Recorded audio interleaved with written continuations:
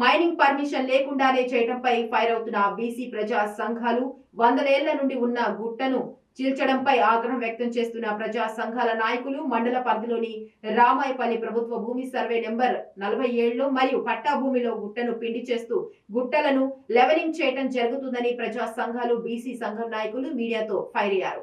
BC సంఘం నాయకులు మాట్లాడుతూ కొన్ని వందల సంవత్సరాల నుండి గుట్ట ఉన్నప్పటికీ పర్మిషన్ లేకుండా గుట్టను భారీ ఎత్తున లెవెల్ చేయడం, పైగా మీడియాతో ఫైర్ అయ్యారు. మైనింగ్ అధికారికి ఫోన్ చేయగా మైనింగ్ పర్మిషన్ రామాయపల్లి గ్రామంలో ఎటువంటిది ఇవ్వలేదని మీడియాతో తెలిపారు.